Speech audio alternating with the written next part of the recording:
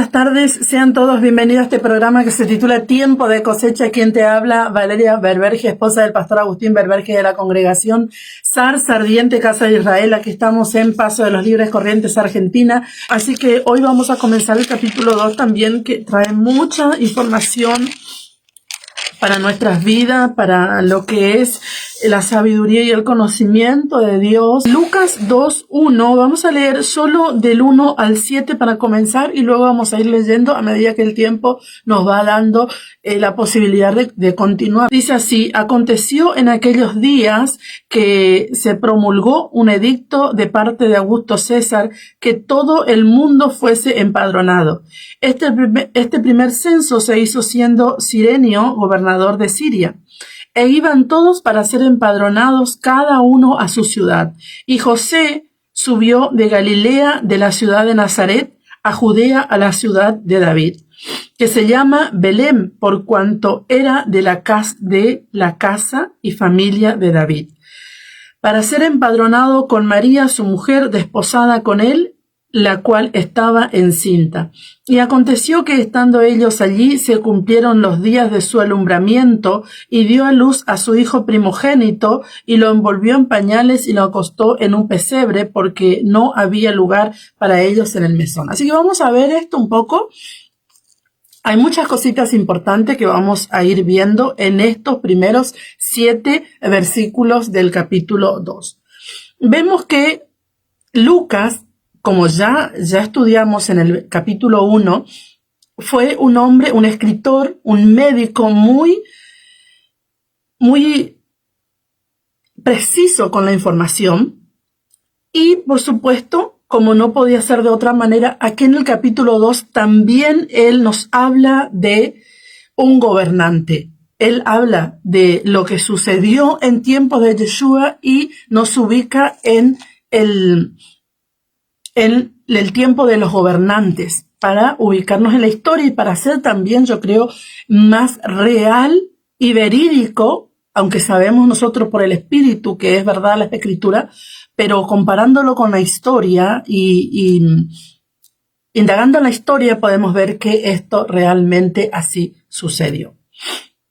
Lo que es este gobernador, dice,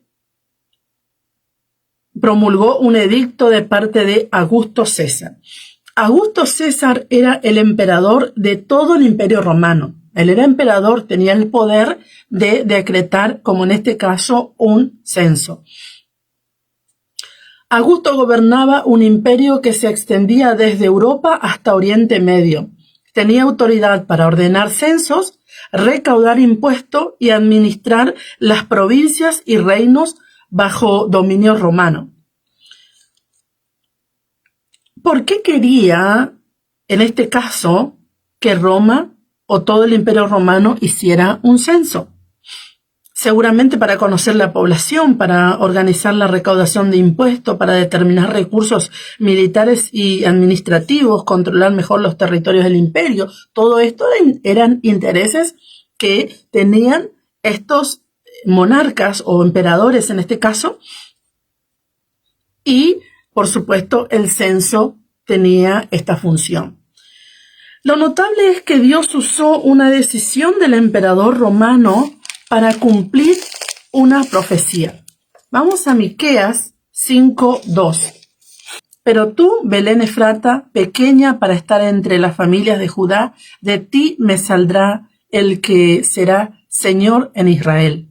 Y sus salidas son desde el principio, desde los días de la eternidad. Entonces aquí podemos ver algo muy interesante, porque el profeta Miqueas, Yeshua o Yahweh por boca del profeta Miqueas, profetiza esto al reino del sur, podemos ver, y le dice que Belén, pequeña para estar entre las familias de Judá, de ti saldrá el que será Señor en Israel. Está hablando de Yeshua, el profeta Miqueas.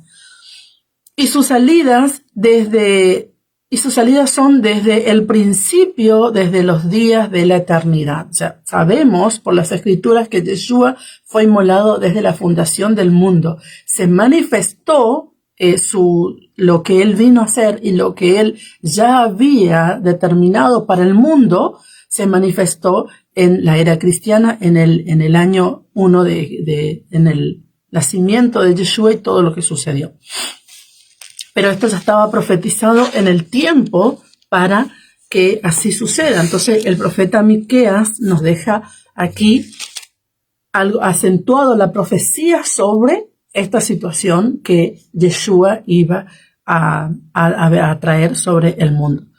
Joseph y Miriam, que son José y María, transliterados estos dos nombres hebreos, Joseph y Miriam, vivían en Nazaret, pero el decreto los llevó a Belén, porque cuando uno tiene que pasar por un censo, uno tiene que estar en su ciudad natal. Entonces ellos tuvieron que volver de Nazaret. Ellos vivían en Nazaret, pero no eran de Nazaret, ellos eran de Belén. Entonces tuvieron que ir hasta Belén para pasar por el censo, donde nació justamente Yeshua. Así el emperador más poderoso del mundo terminó sirviendo, sin saberlo, al plan divino de Dios. Era el tiempo que Miriam, o la madre de Yeshua, María, transliterado María, fuera a Belén para que él naciera. Pero también había un edicto ya decretado, determinado, para que ellos pasaran por el censo. No obstante, se cree que ellos también estaban en el tiempo de la fiesta de tabernáculos, porque ahora vamos a ver también ese tema del tabernáculo. Augusto César gobernó como emperador desde el año 27 a.C. hasta el año 14 después de Cristo. El Senado romano le otorgó el título de Augusto en el año 27 a.C.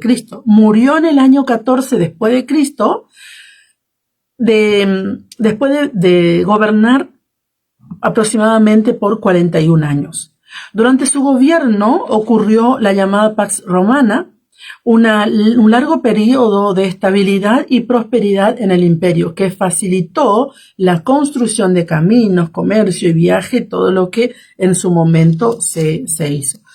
Ese contexto fue importante para la expansión posterior del evangelio en el siglo I, porque el tema de que se construyeron los caminos, se podía viajar y había principalmente los caminos para que las personas se puedan mover. Eso fue muy importante para la evangelización y para dar a conocer el reino de Dios a todos los vivientes en su momento. Volvamos a Lucas 2:1. Dice, aconteció en aquellos días que se promulgó un edicto de parte de Augusto César que todo el mundo fuese empadronado. El primer censo se hizo siendo Cirenio gobernador de Siria. Entonces, los datos indican que Herodes el Grande murió alrededor del año 4 a.C., pero resulta que Mateo afirma que Yeshua nació durante el reino de Herodes, de Herodes el Grande, Mateo 2.1. Vamos a Mateo 2.1. Cuando Yeshua nació en Belén de Judea, en días del rey Herodes, vinieron del oriente a Jerusalén unos magos. Entonces podemos ver aquí que la historia nos dice que Herodes muere el año 4 antes de Cristo, pero resulta que Mateos nos dice que Yeshua nació en tiempos de Herodes el Grande. Entonces aquí hay un tema interesante. Vamos a ver. Entonces Yeshua debió haber nacido antes de la muerte de Herodes, probablemente entre el 6 y el 4 antes de Cristo. Esto parece extraño porque uno esperaría que Yeshua hubiera nacido en el año 1. Cuando nació Yeshua, empezó la era cristiana, conocida era cristiana. Pero el calendario cristiano fue desarrollado en el siglo VI por el monje Dionisio, quien calculó la fecha del nacimiento de Yeshua. La mayoría de los historiadores creen que su cálculo se adelantó algunos años. Esto es importante, porque la Biblia es infalible, el hombre es falible. No obstante, algunas religiones dicen, bueno, tal persona es infalible, pero el ser humano no es infalible. El ser humano tiene fallas. El ser humano no puede ser exacto en lo que escribe y en lo que vive. Solo quien puede ser exacto y es infalible es Dios y la Escritura. Entonces se cree que Dionisio, después de 6 siglos, 600 años después, pudo haberse equivocado en algunos días con respecto a lo que con lo que tiene que ver con el tema del calendario greco-romano o cristiano. Se cree que Yeshua nació antes o entre los años 6 y 4 antes de Cristo. Entonces, cuando se hace el calendario, él se adelanta unos días. Eso es lo que dicen algunos historiadores. Porque Lucas nombra a Cirenio gobernador de Siria, siendo que está hablando de Yeshua y su nacimiento. Y esto ocurrió en Judea, en Belén. Y ahí era gobernador Herodes el Grande. Entonces, cuando Sirio, gobernador de Siria, es interesante porque Lucas dice que Cirenio era gobernador de Siria. Y resulta que cuando Cirenio era gobernador de Siria, el gobernador de Judea era Herodes el Grande. Y nace Yeshua. Entonces, hay un error de cálculo no en lo que es las escrituras, sino en lo que es la historia en el calendario. Porque, recordemos, 600 años después, realmente, 600 años después, sacar un calendario puede que sea más falible que lo que dicen las escrituras, por supuesto, porque las escrituras es infalible. Los libros pueden tener fallas o errores, pero la Biblia no. Dice, salvo las traducciones, por supuesto, ese es otro tema también. Porque Lucas nombró justamente a Cirenio gobernador de Siria, siendo que está hablando de Yeshua y su nacimiento. Y esto ocurre en Judea, lo que decíamos recién, que en Judea de Belén, y ahí era gobernador Herodes el Grande. Se deja claro que, es más, no solamente deja claro que Yeshua nació cuando Herodes el Grande era gobernador de Judea, sino que conecta con el gobierno de Siria, como diciendo, no es antes ni después, sino en el mismo momento que Cirenio fue gobernador de Siria, en el mismo momento estaba siendo gobernador Herodes el Grande en Judea. En Judea gobernaba entonces Herodes el Grande como el rey cliente de Roma. Por encima de Herodes estaba la autoridad del Imperio Romano, que estaba representado en la región por Siria, y su gobernador era Cirenio. Y en el Imperio Romano su emperador era Augusto César. Entonces estaba Augusto César en el imperio, en Siria estaba Cirenio y en Judea estaba Herodes el Grande. Así estaba dado el gobierno en el tiempo del nacimiento de Yeshua. Y es interesante porque Lucas lo deja claro y hace énfasis de nombrar esto para que no haya duda de lo que sucedió, de cómo estaba distribuido el gobierno en el tiempo de Yeshua, o cómo estaba representado, mejor dicho, el gobierno en tiempo de Yeshua. Publio Sulpicio Cirenio, que era el gobernador de Siria, fue gobernador de Siria aproximadamente desde el año 6 después de Cristo hasta el año 12 después de Cristo. Fue nombrado por Roma después de que Arquelao, hijo de Herodes el Grande, fuera depuesto. En ese momento, Judea pasó a estar bajo administración romana directa y Cirenio realizó el famoso censo. El famoso censo mencionado justamente también por el historiador judío Flavio Josefo. Aquí es donde surge la dificultad histórica. Herodes el Grande murió alrededor del año 4 a.C., Cirenio, gobernador de Siria, gobernó Siria desde aproximadamente el año 6 después de Cristo. Entre ambas fechas hay unos 10 años de diferencia. Entonces, ¿qué nos está diciendo Lucas? Lucas está dejando claro que el gobernador de Judea era Herodes el Grande, el gobernador de Siria era Cirenio y el emperador era Augusto César. Pero resulta que vemos que Cirenio gobernó Siria desde aproximadamente el año 6 después de Cristo. ¿Qué está sucediendo entonces? Aquí hay datos interesantes. Algunos historiadores creen que Lucas 2.2 se refiere a un censo anterior al del año 6 después de Cristo. Otros sugieren que Cirenio tuvo alguna función administrativa en la región antes de ser gobernador oficial. Pero realmente esto es dato histórico, porque Lucas dice que Cirenio era gobernador, no que era administrador ni nada de esto, que él era gobernador de Siria. Por eso algunos intérpretes entienden que Lucas está hablando de un primer empadronamiento o registro anterior a el censo de justamente el año, en el tiempo del nacimiento de Yeshua. Algunos intérpretes entienden que Lucas está hablando de un primer empadronamiento o registro anterior relacionado con una orden de Augusto que llevó a Joseph y Miriam, o José y María, a Belén, que es Belén. ¿Sí? Belén es casa de pan en hebreo. Luego habría existido otro censo más conocido en el año 6 después de Cristo, supervisado por Cirenio. Pero estos son datos históricos. Nada más, la Biblia nos dice justamente lo que estaba sucediendo en su momento.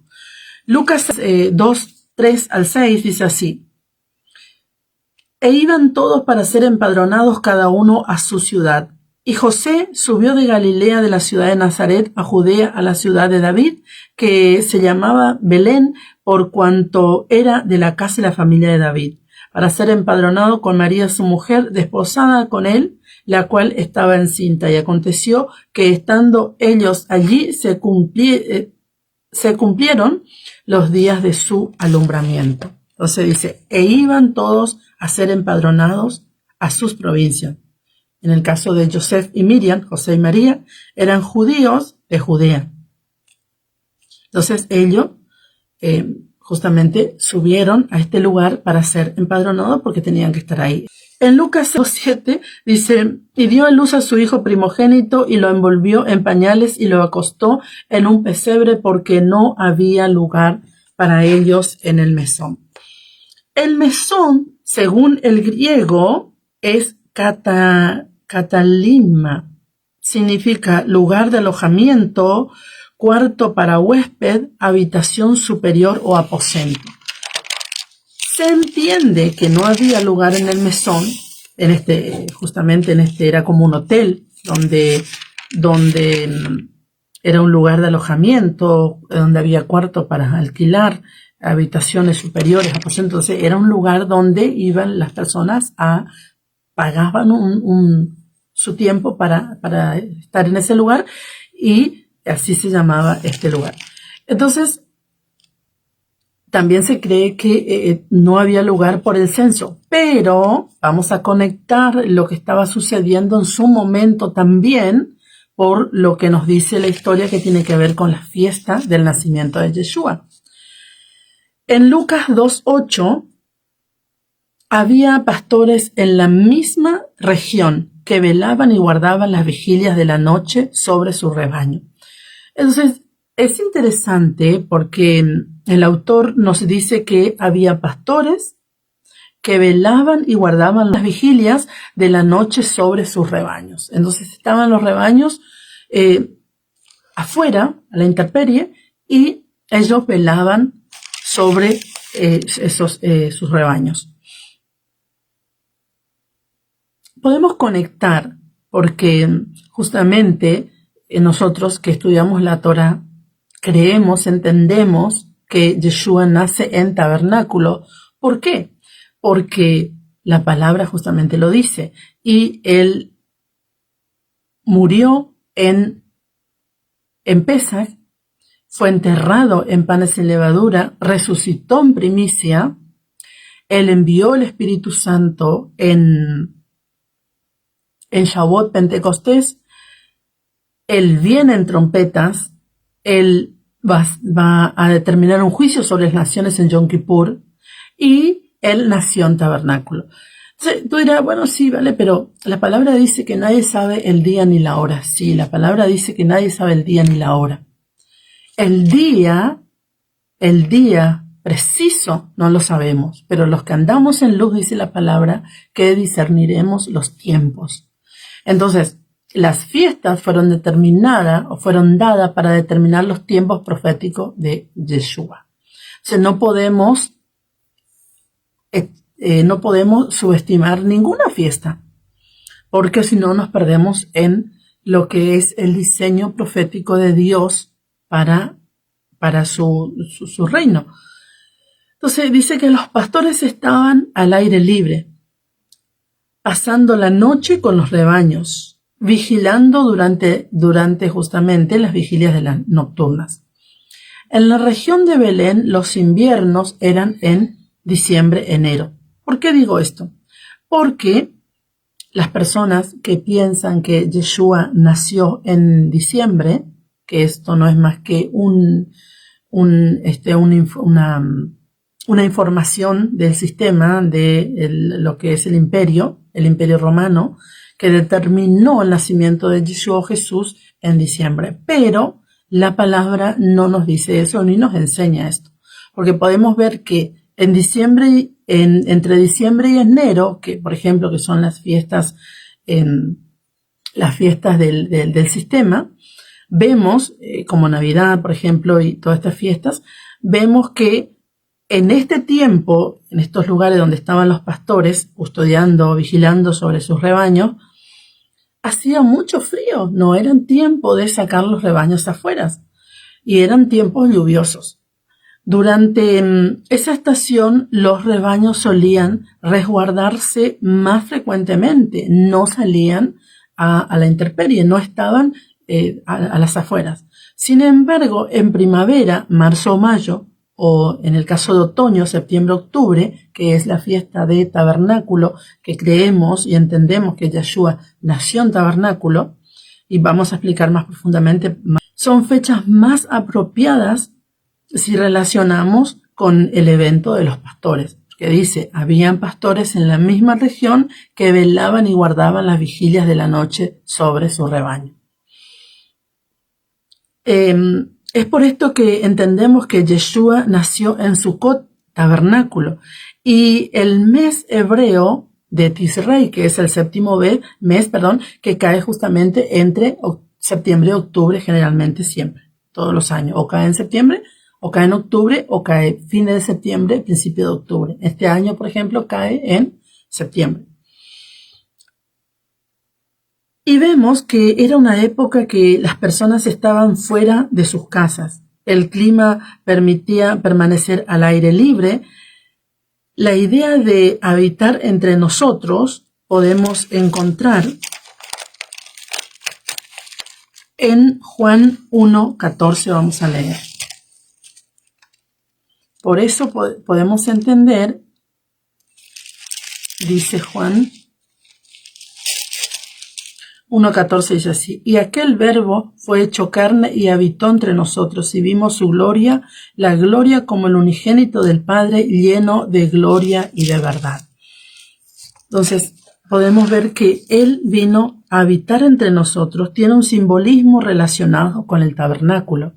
Él es justamente, hizo tabernáculo y habitó entre nosotros. Él es nuestro Dios que habita con nosotros, que está con nosotros y que nos guarda y nos protege cada día. ¿Qué estaban haciendo los pastores ahí? ¿Por qué el autor de San Lucas, nos habla de los pastores y los ángeles? También un mover angelical en este lugar. En aquella sociedad, los pastores no eran personas influyentes ni poderosas. Sin embargo, Dios los escogió para recibir primero la noticia del nacimiento de Yeshua. En el antiguo pacto, los líderes de Israel eran comparados frecuentemente con pastores, como en el caso de Abraham, de Moisés, de David, eran pastores. Y la palabra nos habla en Juan 10:11, vamos a Juan 10:11, dice así: yo soy el buen pastor su vida da por las ovejas. ¿Qué tiene que ver esto con que el Señor le haya aparecido, los ángeles le hayan aparecido a los pastores? Cerca de Belén había rebaños utilizados para los sacrificios del templo en Jerusalén. Como ya vimos cuando le aparece el ángel a Zacarías en el capítulo 1, vimos que había una multitud a la hora del incienso, y también vimos que el incienso se hacía 2 veces al día, a la mañana y a la tarde. Y no solamente se prendía el incienso, sino que se hacía sacrificio a la mañana y a la tarde. O sea, si sacamos las cuentas, tenemos varios corderos por semana. Y aquí vemos que estos rebaños estaban siendo custodiados para los sacrificios diarios y también, por supuesto, para el gran sacrificio de Pesaj. Es muy significativo que quienes cuidaban los corderos para el sacrificio reciban la noticia del nacimiento del verdadero Cordero de Dios. ¿Quién es el verdadero Cordero de Dios? Yeshua el Mesías, Yeshua HaMashiach, que quita el pecado del mundo. Aquellos hombres que estaban cuidando día a día de los corderos para los sacrificios diarios, matutinos y vespertinos, recibieron la visita de los ángeles, dándole esta gran noticia, mejor dicho, que el Cordero de Dios que quita el pecado del mundo. En otras palabras, me parece muy interesante que los ángeles le den la noticia a los pastores, y si ellos eran un poquito instruidos en lo que tenía que ver con la profecía, sabían que los sacrificios llegaban a su final, y que todos esos corderos que ellos estaban cuidando día a día ya no iban a tener el mismo fin que eran los sacrificios diarios, porque Yeshua vino a dar un fin a los sacrificios de animales. Él es el último y gran sacrificio que se presentó delante del Señor, del Padre Dios, con su sangre, una vez y para siempre, delante del propiciatorio del Padre.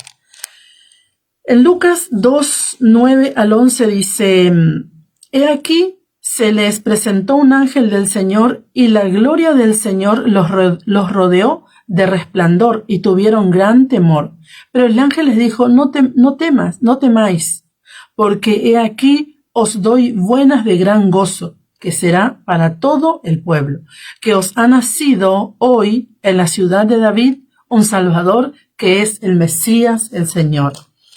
Entonces, el ángel viene a dar una información, y también estos pastores, como en el caso de Zacarías, como el caso de Miriam, María, se sorprende por la visitación angelical. Ellos se sorprenden y dice que tuvieron temor, que ya vimos que este temor no era un temor de miedo, de algo espantoso, sino de un temor reverente a lo que estaba sucediendo, porque yo creo y entiendo que cuando nosotros buscamos la presencia del Padre, del Señor, la presencia del Espíritu Santo de Dios, cuando se manifiesta la presencia de Dios, podemos comprender y discernir en el Espíritu. No obstante, cuando se manifiesta el Espíritu de las tinieblas, también podemos discernir. Es más, podemos discernir cuando estamos al lado de un espíritu de las tinieblas, o podemos discernir cuando estamos entre personas que están llenas del Espíritu Santo de Dios. Todo esto pasa cuando buscamos la presencia del Espíritu Santo de Dios, porque Él es el espíritu de sabiduría, entendimiento, conocimiento, discernimiento, verdad.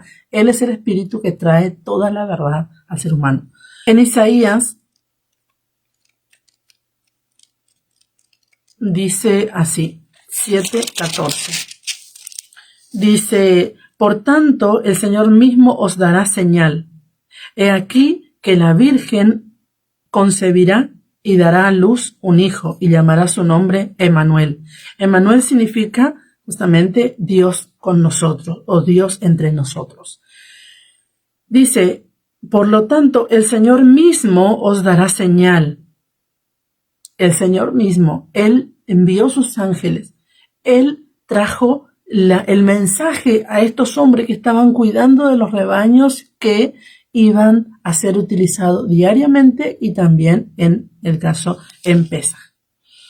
Miqueas 5:2 al 4 dice: pero tú, Belén Efrata pequeña para estar entre las familias de Judá, de ti me saldrá el que será Señor en Israel, y sus salidas son desde el principio, desde los días de la eternidad.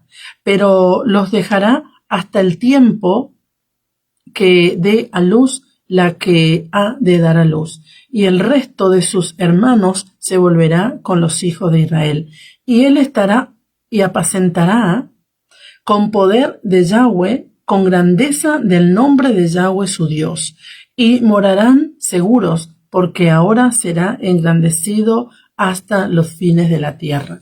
Pues aquí podemos ver la profecía de Miqueas sobre el nacimiento de Yeshua.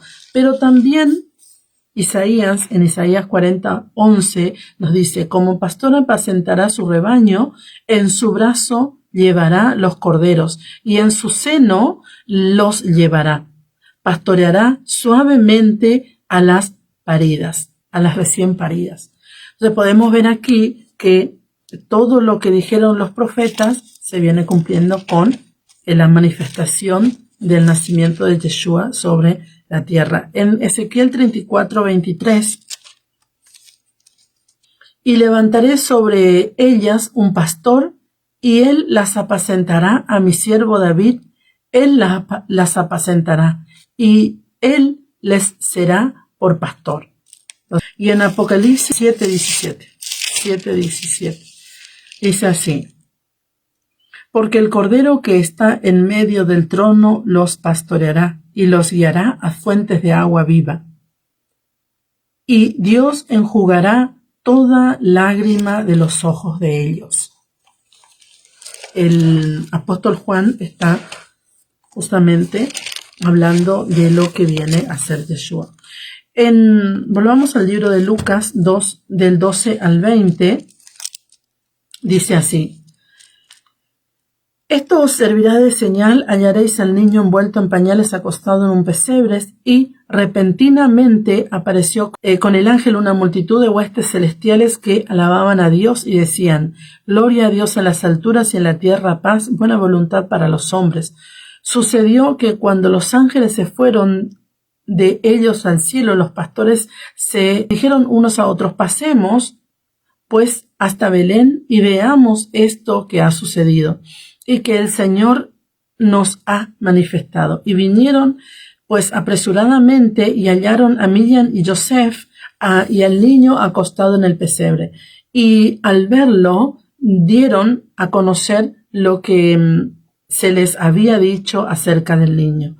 Y todo lo que los que oyeron se maravillaron de lo que los pastores les decían. Pero Miriam guardaba todas estas cosas meditándolas en su corazón, y volvieron los pastores glorificando y alabando a Dios por todas las cosas que habían oído y visto, como se les había dicho.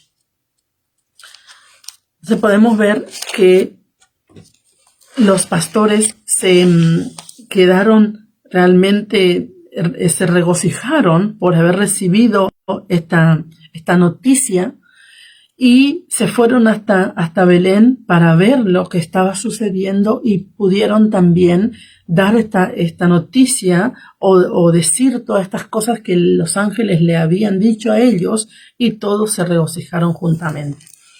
Ahora tenemos la presentación del Señor en el templo.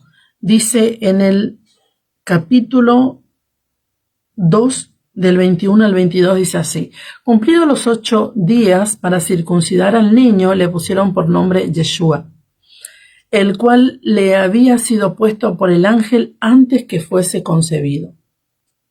Y cuando se cumplieron los días de la purificación de ellos, conforme a la ley de Moisés, le trajeron a Jerusalén para presentarle al Señor. Pues aquí tenemos dos cosas importantes: el tiempo de circuncidar al niño y el tiempo de presentar al Señor, que son dos cosas distintas. Nosotros, por ejemplo, nosotros los hijos de Dios presentamos a los niños Hay personas que circuncidan a los niños, hay otras que no, pero es un mandamiento eterno.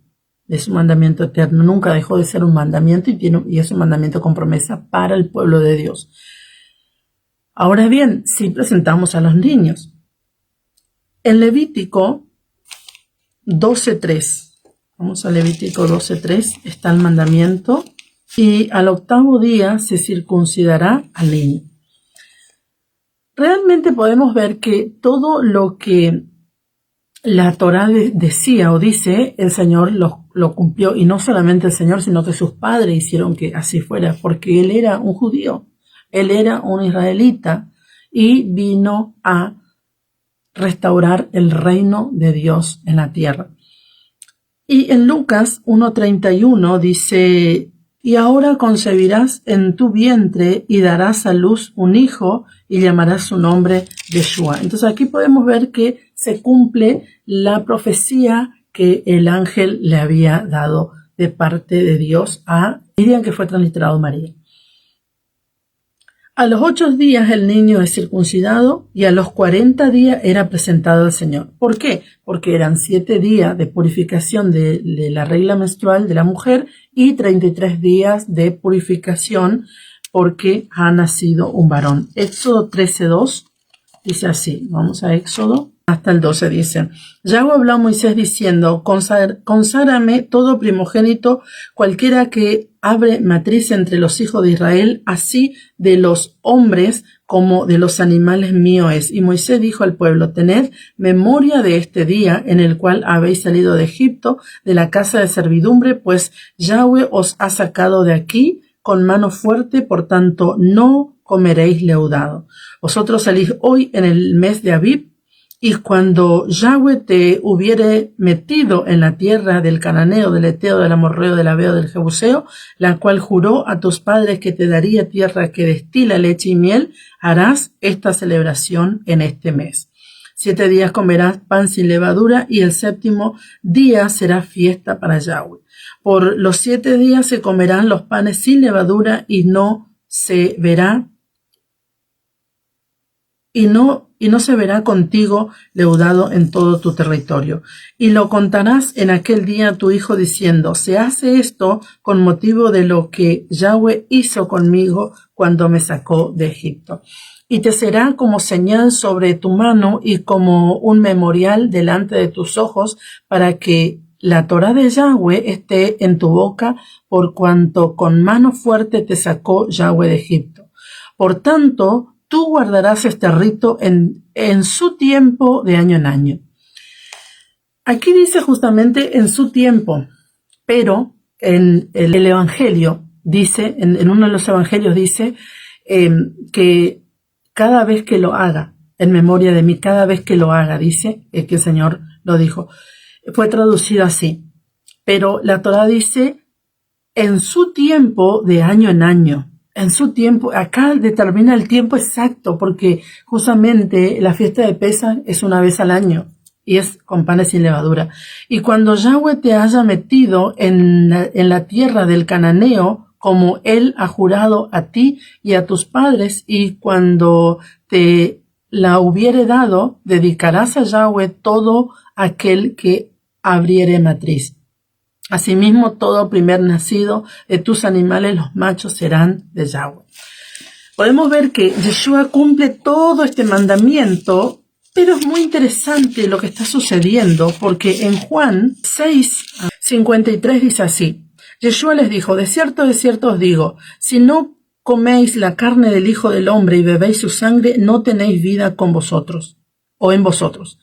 El que come mi carne y bebe mi sangre tiene vida eterna, y yo le resucitaré en el día postrero, porque mi carne es verdadera comida y mi sangre verdadera bebida. El que come mi carne y bebe mi sangre, en mí permanece, y yo en él, como me envió el Padre viviente, y yo vivo para el Padre, asimismo, el que me come, él también vivirá por mí. Este es el pan que descendió del cielo, no como vuestros padres comieron el maná y murieron. El que come de este pan vivirá eternamente. Y los judíos, los hermanos judíos se espantaron al escuchar estas cosas porque ¿cómo? ¿Cómo vamos a comer la carne de un hombre y beber la sangre? Que eso es realmente realmente está prohibido en la Torá. Entonces se espantaron en esto. Pero lo que él estaba es muy, muy tremendo la conexión que el Señor estaba haciendo. Porque él era el Cordero de Dios que venía para redimir al mundo. Él era el Cordero de Dios que se iba a participar en este Pesaj que estábamos leyendo en Éxodo 13 del 2 al 12. Un rito eterno. ¿Se dejó de hacer el Pesaj? ¿Por qué dejamos de hacer? Porque nos robaron la Torá, porque secuestraron nuestra fe, porque en realidad el Señor dijo, el que come mi carne y bebe mi sangre, ¿qué está diciendo? Está diciendo, ustedes que tienen sus corderos y que hacen todos los años el mandamiento de la fiesta de Pesaj, porque él era ese cordero, por eso vamos a conectar también lo que dijo el apóstol Pablo en 1 Corintios 5, podemos conectar lo que dijo el apóstol Pablo, dijo en el capítulo 5, 1 Corintios 5, 7 dice, limpiaos pues de la vieja levadura para que seáis nueva masa, sin levadura, como sois, porque nuestra Pascua, que es Cristo, ya fue sacrificada por nosotros. Así que celebremos la fiesta. Celebremos la fiesta. ¿De qué está hablando Pablo? Pablo está hablando de la fiesta de Pesaj.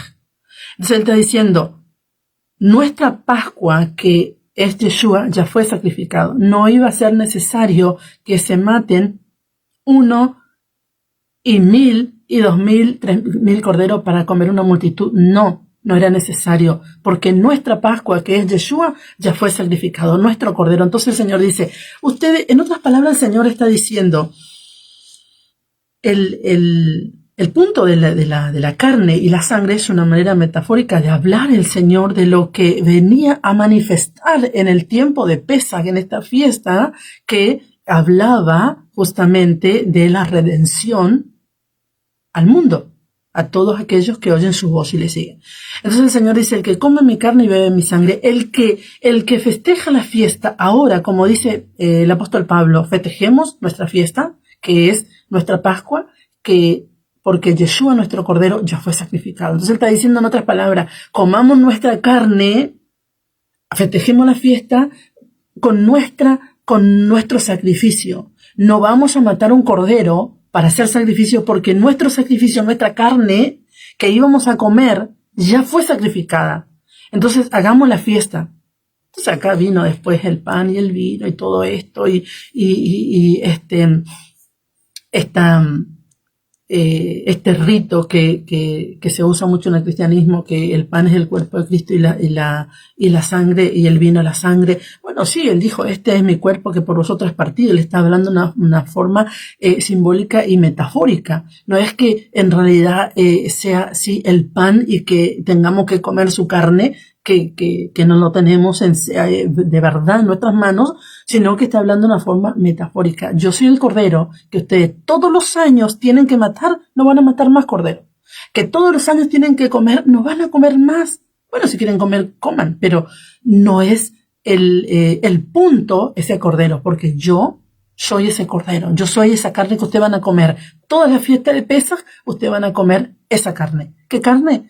Mi sacrificio. Se van a recordar y lo van a hacer en memoria de mí. No lo van a hacer en memoria de Egipto. Por eso dice, ahora lo hacen en memoria de Yeshua, no en memoria de Egipto. Entonces, no matamos a un cordero para recordar y pintamos los dinteles de la puerta y los postes. No, porque eso ya no lo hacemos. Yeshua es nuestro cordero. Él murió, resucitó, Él nos dio su sangre, Él derramó su sangre, Él murió por nosotros y fue crucificado, muerto, sepultado y resucitó de entre los muertos para darnos vida juntamente con Él. Él es esa carne que debemos comer toda la fiesta de Pesaj, y esta palabra de Dios es el pan y también es alimento, porque dice,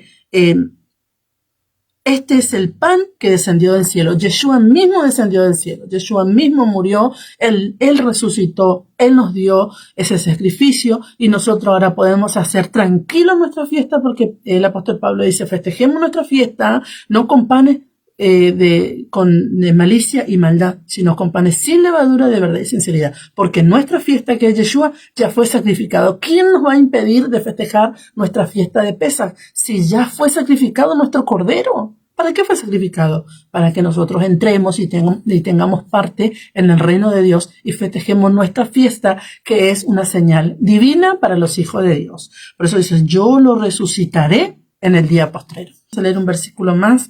En el versículo 24 dice, y para ofrecer conforme, el 23 dice, como está escrito en la ley del Señor, todo varón que abriere la matriz será llamado santo al Señor. Y ahí leíamos Éxodo 13 del 2 al 12 y hacíamos toda la conexión de quien come mi carne y bebe mi sangre tiene vida conmigo y tiene parte conmigo, dice el Señor, y ya explicábamos eso. Ahora bien, en el versículo 24 dice, y para ofrecer conforme a lo que se dice en la ley del Señor, un par de tórtolas o 2 palominos. Y esto dice la Torá en Levítico 12, 6 al 8, dice así. Cuando los días de su purificación fueren cumplidos por hijo o por hija, recordemos que cuando una mujer daba a luz un hijo, era purificada 40 días y cuando daba a luz una hija, era purificada 80 días. Traerá un cordero de 1 año para holocausto y un palomino y una tórtola para expiación a la puerta del tabernáculo de reunión al sacerdote. Y él la ofrecerá delante de Yahweh y hará expiación por ella y será limpia del flujo de sangre. Esta es la ley para la que diere a luz hijo o hija. Y si no tiene lo suficiente para un cordero, tomará entonces 2 tórtolas o 2 palominos, uno para holocausto y otro para expiación. Y el sacerdote hará expiación por ella y será limpia. Entonces dice el versículo 24 que trajeron un par de tórtolas y 2 palominos. Entonces, como la ley decía que debían llevar un cordero, pero si no tenían, o sea, si eran más humildes que no tenían para un cordero, podían llevar 2 tórtolas, una tórtola, un par de tórtolas y 2 palominos. Entonces, aquí vemos que Yeshua nació en una familia humilde, en una familia de bajos recursos. Por eso dice, Él se hizo pobre para que nosotros seamos enriquecidos en su pobreza. Pero, ¿en qué sentido, mejor dicho, Él se hizo pobre? Que Él descendió del cielo en todo su esplendor y riqueza y majestad a vivir en este plano terrenal de necesidad muchas veces y de pobreza en muchas situaciones. Entonces, Él vino a vivir, a nacer en una familia de bajos recursos, una familia humilde, porque los que eran humildes presentaban para la purificación un par de palominos y un par de tórtolas. Entonces, este era el caso de Yeshua. Entonces, podemos ver que la palabra se cumple en toda su extensión. Lucas 2:25. Y aquí había en Jerusalén un hombre llamado Simeón, y este era justo y piadoso. Esperaba la consolación de Israel y el Espíritu Santo estaba sobre él. Y le había sido revelado por el Espíritu Santo que no vería muerte antes que viese al ungido del Señor. Y movido por el Espíritu, vino al templo, y cuando los padres del niño Yeshua lo trajeron al templo para hacer por él conforme al rito de la Torá, él le tomó en sus brazos y bendijo a Dios diciendo, ahora, Señor, despide a tu siervo en paz conforme a tu palabra, porque han visto mis ojos su salvación, la cual has preparado en presencia de todos los pueblos. Luz para revelación a los gentiles y gloria de tu pueblo Israel. Y José y su madre estaban maravillados de todo lo que se decía de él, y lo bendijo Simeón y dijo a su madre María, he aquí está puesto para caída y para levantamiento de muchos en Israel y para señal que será contradicha, y una espada traspasará tu alma, para que sean revelados los pensamientos de muchos corazones. Y estaba también allí Ana, profetisa, hija de Fanuel, de la tribu de Aser, de edad muy avanzada, pues había vivido con su marido 7 años desde su virginidad, y era viuda hacía 84 años. Y no se apartaba del templo, sirviendo de noche y de día con ayunos y oraciones. Esta, presentándose en la misma hora, daba gracias a Dios y hablaba del niño y todos los que esperaban la redención, del niño a todos los que esperaban la redención en Jerusalén. Antes de avanzar, quiero leer algunos versículos porque el programa anterior habíamos hablado de que el Señor nació en tabernáculo, en la fiesta de Sukkot, porque el sistema dice que el Señor nació en Navidad. Y esto no es así, porque la Biblia nos enseña cuando Él murió, cuando él fue enterrado, cuando Él resucitó, cuando envió su Espíritu Santo, en qué fiesta. Todas las fiestas tienen un sentido profético para lo que era o lo que tiene que ver con el plan de salvación del Señor. Entonces, Él envió su Espíritu Santo en Shavuot, Él nació en tabernáculo, Él murió en Pesaj, Él fue enterrado en panes sin levadura y Él resucitó en primicia. Todo esto nos dice la palabra. Entonces, y Él envía su Espíritu Santo en Shavuot Pentecostés, que es justamente la fiesta del Espíritu Santo de Dios. Y luego Él vendrá en una fiesta de trompetas que no sabemos el día ni la hora, pero sí los que andamos en luz reconoceremos los tiempos, dice la palabra, que es andar en luz, andar en su palabra, guardar sus mandamientos, guardar su Torah.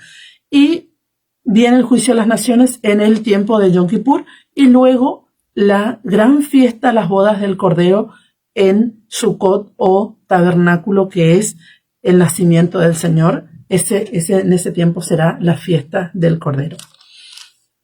Todo esto no lo digo yo, lo dice las Escrituras. Entonces vamos a leer algunos versículos para avanzar en esta parte que te leía sobre la profecía de Simeón y la profecía de Ana del nacimiento de Yeshua. Estaba profetizado. San Juan 1:14 dice así: y aquel verbo fue hecho carne y habitó entre nosotros, y vimos su gloria, la gloria del unigénito del Padre, lleno de gracia y de verdad. Bueno, acá hay muchas cosas que podemos hablar. Primero, dice aquel verbo. ¿Cuál era el verbo? La palabra. La palabra que dice en Génesis 1:1 dice: y en el principio creó Dios los cielos y la tierra estaba desordenada y vacía, y las tinieblas estaban sobre la faz del abismo, y el Espíritu de Dios se movía sobre las aguas, y dijo Dios: sea la luz, y fue la luz. Entonces acá podemos ver que en el principio creó Dios. En el principio era Dios, la palabra. Dios dijo: sea la luz. Dios por la palabra creó todas las cosas. Entonces, vemos en el versículo 14 de Juan 1, dice, y aquel verbo, porque como dice Juan en el capítulo 1:1, arriba en el principio dice, en el principio era el verbo, y el verbo era con Dios, y el verbo era Dios. Porque cuando estudiamos ya esta parte que leímos, Bereshit bara Elohim, Bereshit bara Elohim et. Lo importante aquí es que dice Bereshit bara Elohim et. Esta primera parte del capítulo 1:1, donde dice Elohim et, está una partícula que ya estudiábamos en otro momento, que es la partícula et, que es la primera y la última letra del alfabeto hebreo, no griego, porque el griego es el alfa y la omega, como fue traducido en Apocalipsis, pero él no es griego. Fue traducido de esa manera porque se tradujo la palabra, pero él no es griego, él es hebreo. Entonces él es el Aleph Tav.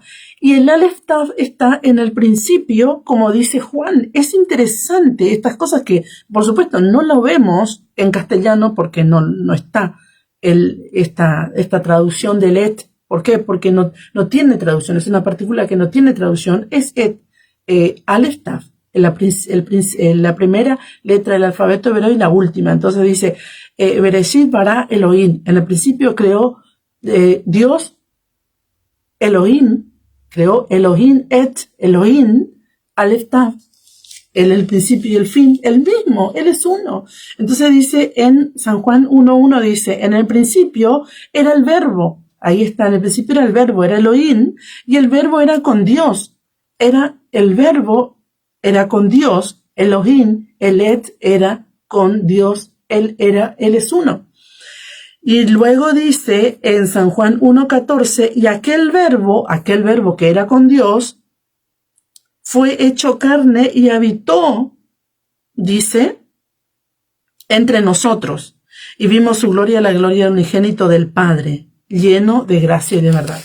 Ahora bien, este verbo que dice en el versículo 14 de San Juan 1, si buscas en tu Biblia lo vas a encontrar, podemos ver que ahí dice, y aquel verbo fue hecho carne. Esta palabra verbo, en el griego, esta literalmente significa tabernaculizó. Él tabernaculizó, Él habitó entre nosotros. Él es el tabernáculo de Dios para nosotros aquí en la tierra. Él es quien nos protege. Por eso dice, el que habita bajo el abrigo del Altísimo morará bajo la sombra del Omnipotente. También podemos encontrar en Hechos 7:44, dice así, tuvieron nuestros padres el tabernáculo del testimonio en el desierto como había ordenado Dios cuando dijo a Moisés que lo hiciese conforme al modelo que había visto. Entonces aquí podemos ver que está ordenado el tabernáculo en el desierto. Luego dice, el cual recibió a su vez por nuestros padres, lo introdujeron con Josué al tomar posesión de la tierra de los gentiles, a los cuales Dios arrojó de la presencia de nuestros padres hasta los días de David. Este halló gracia delante de Dios y pidió proveer tabernáculo para el Dios de Jacob. Mas Salomón le edificó casa. Si bien el Altísimo no habita en templos hechos de mano, como dice el profeta, el cielo es mi trono y la tierra el estrado de mis pies. ¿Qué casa me edificaréis? Dice el Señor. ¿O cuál es el lugar de mi reposo? ¿No hizo mi mano todas estas cosas? Si yo quería hacer habitación para la presencia de Yahweh, y él dice, yo no habito en templos hechos de mano. Si bien el Altísimo no habita en el templo hecho de mano, como dice el profeta, el cielo es mi trono y la tierra estrado de mis pies. Entonces, de él es todas las cosas. Él no necesita que le hagamos un edificio para que él pueda habitar ahí, porque él, si bien la presencia de Dios estaba en el arca del pacto, hoy en día nosotros no vamos a hacer, por ejemplo, un lugar, una congregación donde habita el Señor, porque Él no habita ahí. Habita cuando nosotros vamos. Cuando nosotros estamos unidos, Él está presente. Pero cuando nos vamos, Él ya no está ahí, porque Él no es su lugar, Él no vive ahí en una construcción de 4 paredes. No, Él habita en nosotros. Él tabernaculizó en nosotros. Hechos 15, 16, 17. Después de esto volveré y edificaré el tabernáculo de David que está caído y repararé sus ruinas y lo volveré a levantar para que el resto de los hombres busque al Señor y todos los gentiles sobre los cuales es invocado mi nombre. Entonces dice, levantaré el tabernáculo caído de David. Todo tiene que ver con el reino del sur. Reedificaré el tabernáculo de David que está caído y repararé sus ruinas y volveré a levantar. Hebreos 9, 1 al 12 dice así. Ahora bien, aún el primer pacto tenía ordenanzas de culto y en un santuario terrenal, porque el tabernáculo estaba dispuesto así. En la primera parte, llamada el lugar santo, estaban el candelabro y la mesa de los panes de la proposición. Tras el segundo velo estaba la parte del tabernáculo llamada lugar santísimo, el cual tenía un incienso de oro y el arca del pacto cubierta de oro por todas partes, en la que estaba una urna de oro que contenía el maná, una vara, la vara de Aarón que reverdeció y las tablas del pacto, y sobre ella los querubines de gloria que cubrían el propiciatorio, de las cuales cosas no se puede ahora hablar en detalle. Y así dispuestas estas cosas, en la primera parte del tabernáculo entran los sacerdotes continuamente para cumplir los oficios del culto. Pero en la segunda parte, solo el sumo sacerdote una vez al año, no sin sangre, la cual ofrece por sí mismo y por los pecados de ignorancia del pueblo, dando el Espíritu Santo a entender con esto que aún no se había manifestado el camino al lugar santísimo, entre tanto que la primera parte del tabernáculo estuviese en pie, lo cual es símbolo para el tiempo presente, según el cual se presentan ofrendas y sacrificios que no pueden hacer perfecto en cuanto a la conciencia al que practica ese culto, ya que consiste solo en comidas, bebidas y diversas abluciones y ordenanzas acerca de las carnes impuestas hasta el tiempo de reformar las cosas. Pero estando ya presente Cristo, sumo sacerdote de los bienes venideros, por el más amplio y más perfecto tabernáculo, ahí está, por el más amplio y el más perfecto tabernáculo. Estamos hablando justamente que Él vino y habitó entre nosotros, no hecho de manos, es decir, no es de esta creación, y no por sangre de machos cabríos ni de becerros, sino por su propia sangre entró una vez para siempre en el lugar santísimo, habiendo obtenido eterna redención. Entonces aquí podemos ver que el Señor tabernaculizó, habitó, vino, moró en nosotros. Entonces podemos ver cómo la palabra nos muestra en también Hebreos 13:10 encontramos que dice: tenemos un altar el cual no tienen derecho de comer los que sirven al tabernáculo. Esto está en Hebreos 13:10. En Apocalipsis 7:15, por esto están delante del trono de Dios y les sirven día y noche en su templo, y el que está sentado sobre el trono extenderá su tabernáculo sobre ellos. Eso es lo que hizo el Señor. ¿Quién está sentado en el trono? El Dios Padre Todopoderoso. Él extiende, oiga, porque aquí está más claro, leímos varios versículos, pero vamos aclarando. Aquí podemos ver en Apocalipsis 7:15 dice: por esto están delante del trono de Dios y les sirven día y noche en su templo. Y el que está sentado sobre el trono, ¿quién? El Padre. Extenderá su tabernáculo sobre ellos, extenderá su protección. ¿Qué es el tabernáculo? La fiesta de tabernáculo, nosotros lo hacemos simbólicamente en este tiempo que festejamos la fiesta del Señor, que nos fue revelado de la restauración de Israel. Festejamos la fiesta del Señor porque tenemos nuestras fiestas. ¿De qué trata esto? En realidad, en el desierto hacían chozas y habitaban ahí por 7 días la fiesta de tabernáculo. Hoy en día nuestros hermanos en Israel también hacen lo mismo. Edifican como una chocita así de madera, algo lindo, y están ahí habitando 7 días para recordar lo que pasaron en el desierto y todo lo que Dios les hizo pasar. Entonces, dice, habitarán 7 días bajo el tabernáculo. Nosotros lo hacemos también hoy en día, pero más que nada simbólicamente lo hacemos porque no habitamos ahí 7 días. ¿Lo podríamos hacer? Sí, pero no lo hacemos de esa manera nada más. En Apocalipsis 11:19 podemos ver que dice: y el templo de Dios fue abierto en el cielo y el arca de su pacto se veía en el templo, y hubo relámpagos, voces, truenos, un terremoto y grande granizo. Entonces podemos ver aquí que en Apocalipsis 11:19 que el templo de Dios fue abierto en el cielo y el arca de su pacto se veía en el templo. Entonces, lo que va a suceder cuando se manifieste la gloria del Señor en tiempo de Apocalipsis. Apocalipsis 13:6, entonces veremos realmente que el Señor nos estuvo protegiendo siempre cuando veamos ese templo abierto.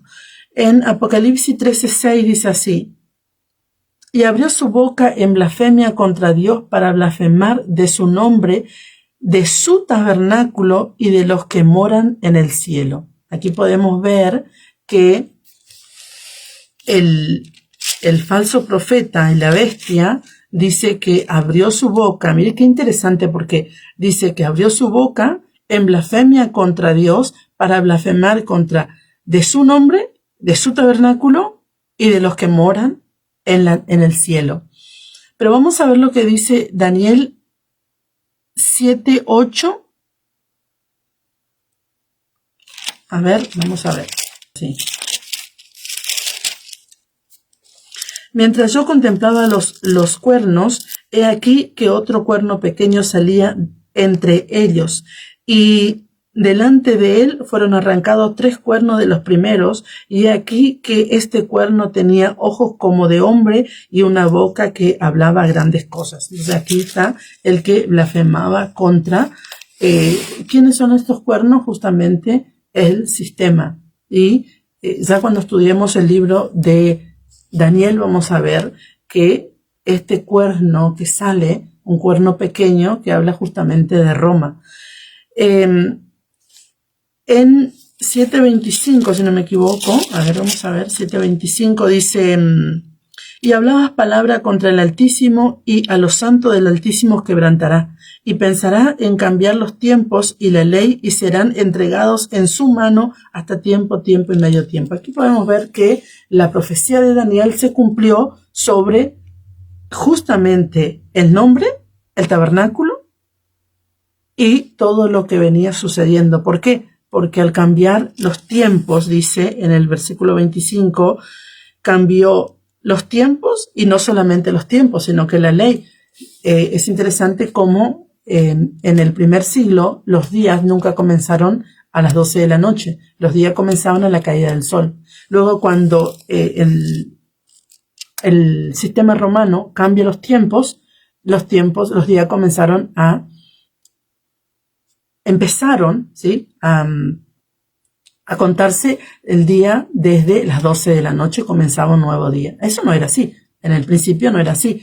En el tiempo del Señor, de la iglesia primitiva, no era así. Los tiempos eran de tarde a tarde. Luego, cuando cambia por la profecía de Daniel, el sistema cambia los tiempos, comienzan los tiempos a comenzar un día, vamos a decir, a las 12 de la noche. Entonces dice, y la ley, y cambiaron también la Torá. Entonces no nos dejaron guardar más las fiestas de Dios, el Shabbat, las comidas. Entonces cuenta la historia que a nuestros hermanos los judíos, en el tiempo cuando cambió el sistema romano todo esto, dice que le obligaban a comer morcilla, por ejemplo, o cerdo, porque ellos no podían comer. Al cambiar, ellos querían que todos hicieran de esa manera, y el que no, lo mataban, inclusive el que guardaba el Shabbat y no guardaba el domingo.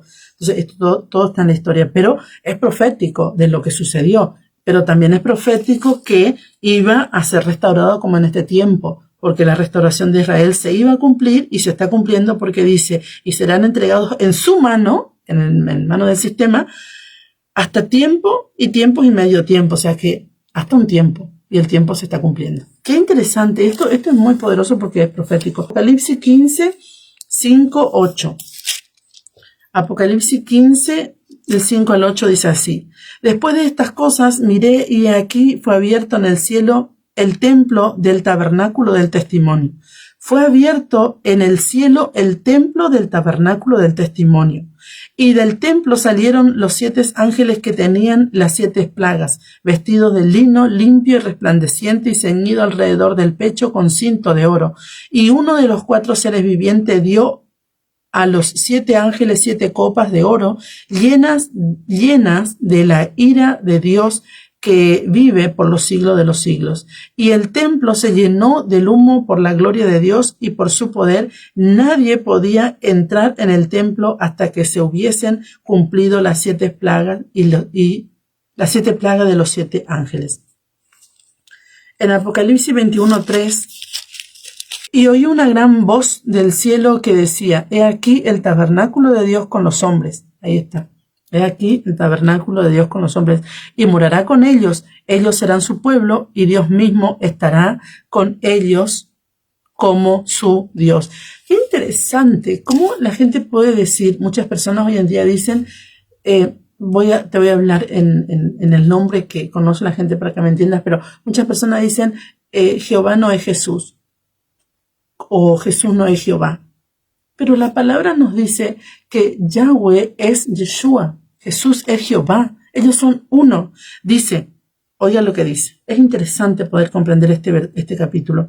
Versículo, y oí una gran voz del cielo que decía, he aquí el tabernáculo de Dios con los hombres. Ahí está, punto. Y él morará con ellos. ¿Quién? Yeshua. Está hablando de Yeshua. Y ellos serán su pueblo, nosotros. Y Dios mismo, ahí está hablando del Padre. Qué interesante. Dios mismo estará con ellos como su Dios. Primero habla de Yeshua, pero después dice que Dios mismo es Yeshua. Qué interesante. Y en Ezequiel 37:27, estará en medio de ellos mi tabernáculo, y seré a ellos por Dios, y ellos me serán por pueblo.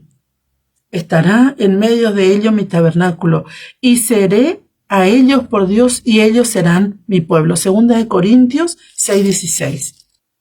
¿Y qué acuerdo hay entre el templo de Dios y los ídolos? Porque vosotros sois el templo del Dios viviente. Como Dios dijo, habitaré y andaré entre ellos y seré su Dios y ellos serán mi pueblo.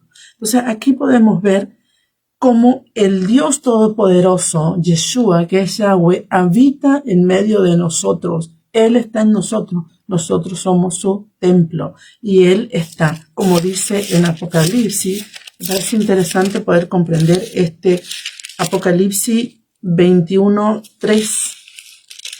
Que dice, y oí una gran voz del cielo que decía, he aquí el tabernáculo de Dios con los hombres, y Él morará con ellos, y ellos serán su pueblo, y Dios mismo estará con ellos como su Dios. El tabernáculo de Dios entre los hombres, y Él morará entre su pueblo, y Dios mismo será nuestro Dios, y nosotros seremos su pueblo. Él mismo habitará entre nosotros. Esto es interesantísimo, poder comprender que Yahweh es Yeshua. Muchos dicen lo contrario, Yeshua no es Yahweh, pero la palabra no nos dice eso, la palabra nos deja claro que Yahweh es Yeshua. El verbo se hizo carne, la palabra se hizo carne y habitó entre los hombres y vimos su gloria, la gloria del unigénito de Dios. Qué interesante. Aquí Lucas, estábamos leyendo todos los capítulos y versículos que nos hablaban justamente del tabernáculo de Dios, para entender y poder comprender más profundamente que nuestro Señor Yeshua nace en la fiesta de los tabernáculos, porque Él es el tabernáculo de Dios que habitó entre los hombres, que habita entre los hombres, que está entre nosotros y que vendrá por nosotros. En Lucas 2, ya leímos del 25 al 38. Dice, el 25 solamente dice, aquí había en Jerusalén un hombre llamado Simeón, y este era hombre justo y piadoso, y esperaba la consolación de Israel, y el Espíritu Santo estaba sobre él. Tres cosas importantes que puedo rescatar aquí. Era piadoso, esperaba la consolación, y estaba lleno del Espíritu Santo de Dios. Una vez más hablamos del Espíritu Santo de Dios porque la palabra nuevamente nombra, y todo lo que es el nuevo pacto podemos ver que el Espíritu Santo está presente en prácticamente todos los capítulos. Y podemos ver que este hombre, Simeón, del capítulo 2:25, dice en hebreo es Shimón, que significa el que escucha, o Dios ha oído. Deriva del hebreo Shama, que es escuchar o también oír. Podemos ver que este hombre, Simeón, era un hombre justo y era lleno del Espíritu Santo de Dios. Yo muchas veces escucho que las personas dicen, este no va a cambiar más, o fulano ya está perdido, ya no tiene más arreglo. Y yo quiero decirte que el Espíritu Santo de Dios puede cambiar al ser humano en un instante.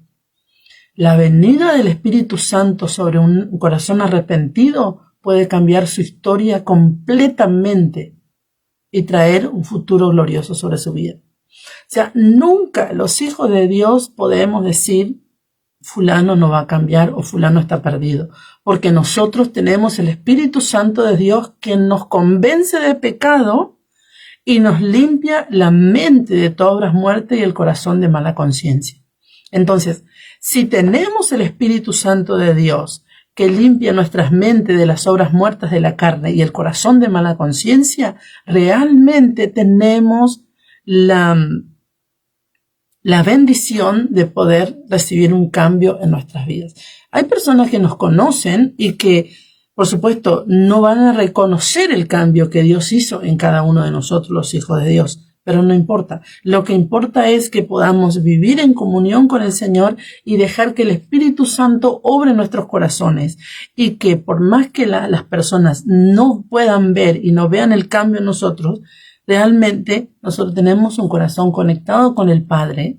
Como me decía mi esposo una vez, sus amigos generalmente decían, fulano, si te conocemos, nosotros íbamos a bailar juntos, nosotros tomábamos cerveza juntos, salíamos de parranda juntos. Y sí, ese es el punto, que las personas no se olvidan de lo que fuiste, pero dice la palabra que cuando nosotros venimos a Cristo, todas las cosas son hechas nuevas, todas las cosas son hechas nuevas. Entonces, en Lucas 2:32 dice, luz para revelación a los gentiles y gloria de su pueblo Israel. En Isaías 42:6 podemos ver esto. Isaías 42:6. Yo, Yahweh, te he llamado en justicia y te sostendré por la mano, te guardaré y te pondré por pacto al pueblo, por luz de las naciones. Eso es lo que Dios iba a hacer e hizo con Yeshua. En Lucas 2:33 y 34 dice, y José y su madre estaban maravillados de todo lo que se decía de él. Y los bendijo Simeón y dijo a su madre María, he aquí, este está puesto para caída y para levantamiento de muchos en Israel y para señal que será contradicha. Entonces, este Simeón, la Biblia lo describe como un hombre justo, vivía en Jerusalén, esperaba la consolación de Israel, es decir, la venida del Mesías que estaba prometido. El Espíritu Santo estaba sobre él, había recibido una revelación de Dios que no moriría hasta ver al Mesías prometido. Por esta razón se cree que era un hombre anciano, porque tenía una promesa sobre su vida. Aunque estés viejo, aunque estés anciano, no morirás hasta ver la consolación sobre Israel. Entonces, se entiende que cuando él le dice al Señor, le dice, ahora tu siervo se puede ir en paz, algo así, no recuerdo, en el versículo 29, ahora Señor, despida a tu siervo en paz conforme a tu palabra. Entonces se cree que era un hombre anciano, la Biblia no lo dice. Sí lo dice de Ana la profetisa, pero no lo dice de Simeón, pero se cree que era un hombre anciano por lo que él le dice al Señor. Su vida muestra sensibilidad al Espíritu Santo, paciencia en la espera de las promesas y fe en la redención de Dios que Dios había preparado. Entonces, tres cosas interesantes. Cuando tenemos el Espíritu Santo, como hablábamos al principio, o sea, el Espíritu Santo, yo creo que tenemos todos los hijos de Dios. Recibimos al Señor, empezamos a vivir con Él y el Espíritu Santo está en nosotros. Ahora bien, el Espíritu Santo se va a manifestar a medida que nosotros busquemos de su presencia. Por eso, siempre que oramos o rezamos, como tú lo digas, al Señor, debemos pedir el Espíritu Santo de Dios, que venga sobre nosotros, que nos ayude, que pueda fluir desde nuestro interior como ríos de agua viva, que nos dé la fortaleza, que nos dé la sabiduría. El Espíritu Santo es el que va a hacer todas estas cosas. Entonces, él era un hombre sensible al Espíritu Santo, lleno del Espíritu Santo, tenía paciencia porque Dios le prometió que él iba a ver la redención sobre Israel y lo vio, y también tenía fe por lo que Dios le dijo. Entonces, cuando nosotros buscamos del Espíritu Santo de Dios, tenemos paciencia y tenemos fe. paciencia y fe. Hay muchas personas que tienen palabra profética de parte de Dios, pero no tienen la paciencia, y muchos ya han cambiado el destino porque no tuvieron paciencia y no tienen fe. ¿Pero por qué no tienen paciencia y no tienen fe? Porque no piden al Espíritu Santo de Dios que renueve su fe y que les dé paciencia para esperar que se cumpla la profecía que Dios dijo sobre sus vidas. En Lucas 2:35 dice, y una espada traspasará tu misma alma. Esto está hablando, Simeón le está hablando directamente a Miriam o María, que fue traducido en María. Le está hablando para que sean revelados los pensamientos de muchos corazones. Traspasará tu propia alma, porque justamente declara el profundo dolor que María recibiría con el sufrimiento y el rechazo, el sufrimiento y la crucifixión de su hijo. Entonces, Simeón le estaba hablando todo lo que iba a pasar y lo que iba a vivir María con este hombre que vino a sufrir en la tierra por nosotros, a sufrir porque murió y resucitó. Simeón entonces significa el que escucha, o Dios ha oído, y proviene de la raíz shamá, como ya te decía, oír, escuchar y obedecer. Pero en el versículo 36 y 38, al 38 encontramos a otra mujer. No solamente estaba Simeón esperando la consolación de Israel y la profecía del Mesías prometido, sino que había otra mujer. Estaba también allí Ana, profetisa, hija de Fanuel, de la tribu de Aser, de edad muy avanzada, pues había vivido con su marido 7 años desde su virginidad y era viuda hacía 84 años. Y no se apartaba del templo sirviendo de noche y de día con ayunos y oraciones. Esta, presentándose en la misma hora, daba gracias a Dios y hablaba del niño a todos los que esperaban la redención en Jerusalén. Entonces, esta mujer, hija de Fanuel, o Penuel también, algunas Biblias los traducen como Penuel, que significa cara de Dios, de la tribu de Aser, y vamos a encontrar la tribu de Aser en Génesis 49:20. Vamos a Génesis 49:20, están las tribus. Dice así, el pan de Aser será sustancioso, y él dará deleites al rey. Es muy interesante la profecía de Jacob sobre su hijo Aser. Muy interesante porque dice que su pan será sustancioso y él dará deleites al rey. Entonces, esta mujer que era de la tribu de Aser era una profetisa que también esperaba que se manifieste el Redentor de Israel. Y dice que ese pan de Aser será sustancioso. Sabemos que el pan, cuando la palabra dice pan, nos puede hablar del pan que nos alimenta naturalmente, o también de la palabra que es el pan espiritual. Lo podemos interpretar de las dos maneras. El pan, la bendición de la casa será sustanciosa y ciertamente cuando venimos a Cristo nuestra bendición es sustanciosa. No obstante, hay cosas que nosotros queremos que todavía no hemos recibido, pero eso es un punto aparte. Dios siempre nos provee y nos bendice. Y dice, y dará deleites al rey. ¿Cómo damos deleite al rey? Pues tú te preguntarás, ¿quién es el rey? El rey es Dios. ¿Cómo damos deleite al rey? Con nuestra obediencia, con nuestro compromiso, con nuestro trabajo para la obra, con nuestra dedicación, con nuestra comunión con el Señor día a día. Ahí Él se deleita entre su pueblo. Y en Deuteronomio 33:24 tenemos la profecía que le hace Moisés a las 12 tribus. Primero le hace Jacob y después le hace Moisés, le da una profecía, le hace una bendición a las 12 tribus. 33:24 dice así.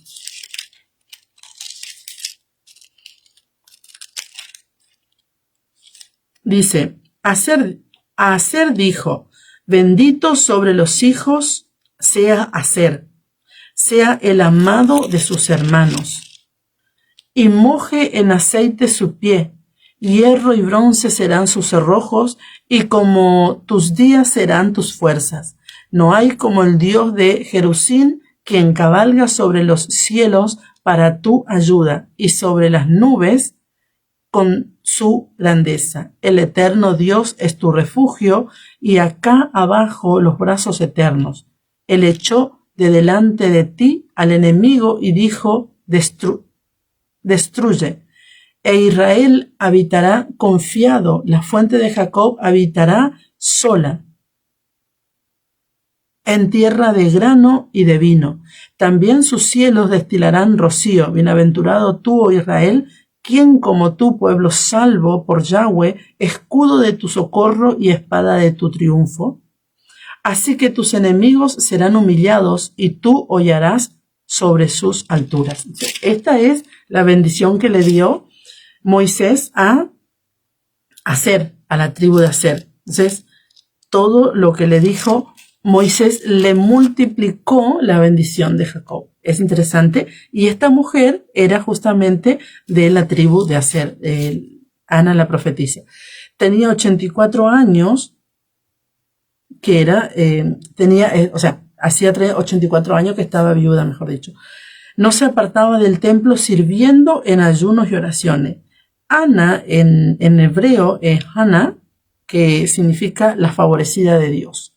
Y esto es justamente la quejilá de Dios o el pueblo de Dios que es favorecida o favorecido por Dios. Nosotros los hijos de Dios somos favorecidos por Él. ¿Por qué?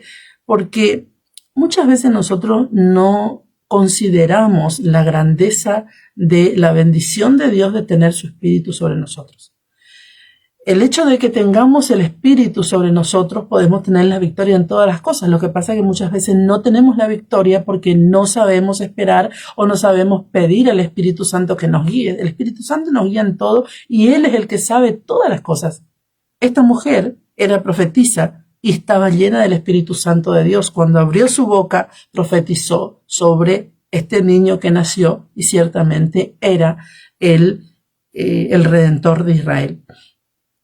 Entonces, si entendemos la bendición de Dios, de tener el Espíritu Santo de Dios, que nos habla y nos deja bien claro que Ana la profetisa y Simeón estaban llenos del Espíritu Santo y los dos profetizaron sobre la redención de Israel que venía a hacer el Señor Yeshua, vamos a entender y vamos a comprender la restauración de Israel en este tiempo. Solo el Espíritu Santo trae la revelación de la restauración. Yo sé que hay muchas personas que se levantan contra la restauración del reino de Israel en todo el mundo, pero es una revelación. Nadie lo puede recibir por competencia, por revanchismo, No, es una revelación. Si no está la revelación, no tengo nada. Necesito la revelación. ¿Y cómo voy a tener la revelación? Como estos dos seres humanos, tanto Simeón como Ana, eran llenos del Espíritu Santo de Dios.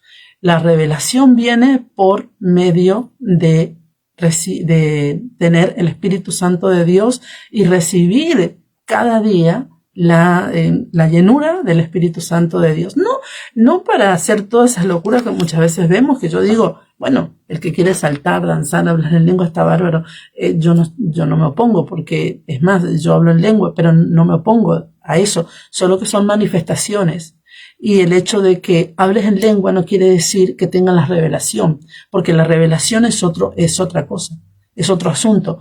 Las manifestaciones es una cosa y la revelación de la restauración del reino es otro asunto. Y es muy interesante que día a día podamos pedir al Señor, Señor, revélame esto, revélame lo que tú estás haciendo en este tiempo. Daniel dijo que serían cambiados los tiempos y la ley por un tiempo, medio tiempo y mitad de tiempo. Había un tiempo determinado para que todo venga a restaurarse. Y se está restaurando.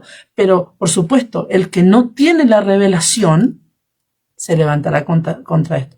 Si todos los líderes de Israel en el tiempo primitivo tenían la llenura del Espíritu Santo como Ana y Simeón, no se hubieran levantado contra Yeshua y no lo hubieran querido matar, porque iban a saber y iban a comprender que él era el que venía a redimir al pueblo. Entonces, esto está más claro y posible. Lucas 2:39-40 dice, después de haber cumplido con todo lo prescripto en la ley del Señor, volvieron a Galilea y a su ciudad de Nazaret. Y el niño crecía y se fortalecía y se llenaba de sabiduría y gracia de Dios, y la gracia de Dios era sobre él. Ahora bien, en Mateos 2:23 podemos ver que dice, y vino y habitó en la ciudad que se llama Nazaret, para que se cumpliese lo dicho por los profetas, que había de ser nazareno. Acá ya vimos realmente que él había de ser nazareno, no nazareo. Son dos cosas distintas. Ya vimos en el programa anterior lo que es un nazareo y lo que es un nazareno, pero vamos a avanzar. En hebreo moderno es Hanotzri, el nazareno. Tiene una relación esta palabra con netzer, que significa retoño, vástago o renuevo. Ahora bien, vamos a ver lo que profetizó el profeta Isaías, justamente que este era el retoño. Por eso él tenía que vivir todo en Nazaret. Todo es profético. Yeshua cumplió la profecía de cada uno de los profetas que hablaron de él. Dice, y saldrá un vástago del tronco de Isaí, y un vástago retoñará sus raíces. Acá podemos ver un vástago. Acá está la palabra netzer, que tiene que ver con nazareno. Entonces, este vástago que retoñará de sus raíces del tronco de Isaí, iba a criarse y a vivir en Nazareno. Este era el vástago. Qué interesante.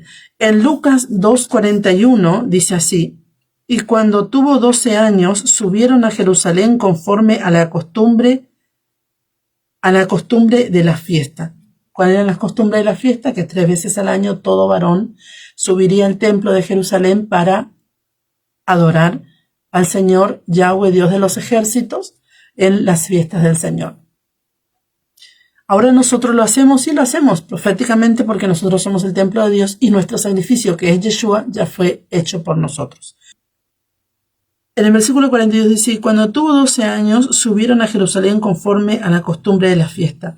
Bueno, él tenía 12 años, dice, y se quedó en el templo sin que sus padres supiesen. Él se quedó y tenía 12 años. Este número 12, que él haya tenido 12 años y que haya sucedido este incidente, que él se haya quedado porque toda la caravana se volvía a Nazaret y él se quedó en Jerusalén. Después de 3 días, dice el versículo 43, al regresar ellos, acabada la fiesta, se quedó el niño Yeshua en Jerusalén sin que supiesen José y María. Y pensando que estaba entre la compañía, anduvieron camino de un día y lo buscaron entre los parientes y los conocidos. Pero como no lo hallaron, volvieron a Jerusalén buscándolo, y aconteció que 3 días después le hallaron en el templo, sentado en medio de los doctores de la ley, oyéndole y preguntándole. Qué interesante, porque Yeshua tenía 12 años, pero se sentó en el templo en medio de los doctores de la ley. No eran cualquiera, eran doctores de la ley, eran sabios, eran estudiosos, sabían la Torá de memoria, eran realmente personas entendidas, y ellos preguntaban a Yeshua con 12 años. Entonces, este número 12 es significativo y profético. ¿Por qué? Porque las tribus son 12 y él vino a redimir a Israel. Y justamente los 3 días después que le encontraron también es profético, porque él luego de 3 días, él resucita y trae la redención sobre todo el mundo. ¿Por qué sobre todo el mundo, no solo sobre Israel? Porque Israel estaba en todo el mundo y está en todo el mundo. Cuando fue disperso por el reino asiria, más que nada, fue disperso por todas las naciones de la tierra, y de ahí Dios los trae. ¿Dónde está esto de los días que te estoy hablando? Justamente en Oseas 6:2 dice, nos dará vida después de 2 días. ¿Qué significa 2 días? 2000 años. Oseas es un profeta del reino del norte que profetiza sobre justamente este reino que estaba disperso en las naciones y que estaba siendo llevado cautivo por el reino asiria. Dice, nos dará vida después de 2 días, después de 2000 años, y al tercer día nos resucitará y viviremos delante de él. Entonces, después de 2000 años, él nos dará la Torá. ¿A quién? Al reino del norte, porque el reino del sur siempre tuvo la Torá, aunque el reino del sur, que es hoy el Israel moderno, o sea, lo que es todos los judíos, no quieren la mayoría de ellos a Yeshua. Ellos tuvieron la Torá y tienen la Torá hasta el día de hoy, pero la Torá fue prometida profetizada por los profetas desde un principio, que nosotros volveríamos a la Torá. El reino del norte que fue disperso. ¿Quién es el reino del norte? El que oye la voz de Yeshua y le sigue. Entonces acá podemos ver que estos 3 días también son proféticos, después que le encontraron al Señor. Del 43 al 52 dice, y aconteció, después de 3 días hallaron en el templo sentado entre los doctores de la ley, y todos los que le oían se maravillaban de su inteligencia y de su respuesta. Cuando le vieron se sorprendieron y le dijeron, madre, y le dijo su madre, hijo, tu padre y yo te hemos buscado con angustia. Entonces él le dijo, ¿por qué me buscáis? ¿No sabéis que en los negocios de mi padre me es necesario estar? Mas ellos no entendieron las palabras que él les habló, y descendió con ellos y volvió a Nazaret, y estaba sujeto a ellos y a su madre, y guardaba a su madre todas estas cosas en su corazón. Y Yeshua crecía en sabiduría y en estatura, y en gracia para con Dios y los hombres. Entonces podemos ver que él era sujeto a sus padres. 1 Samuel 2:26 dice así.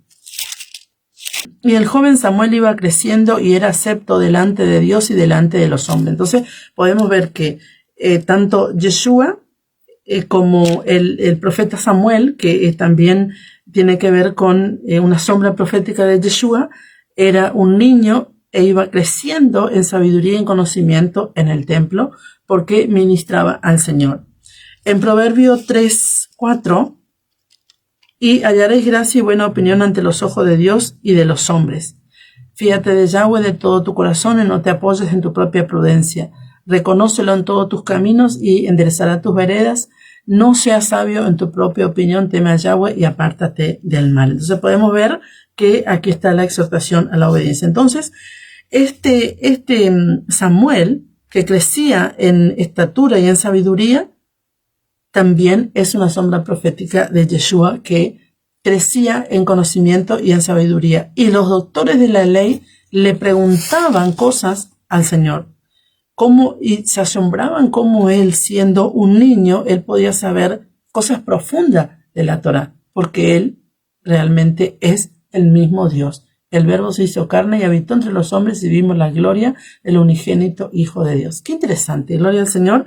Realmente que haya sido de mucha bendición el programa para tu vida. Shalom, bendiciones a todos.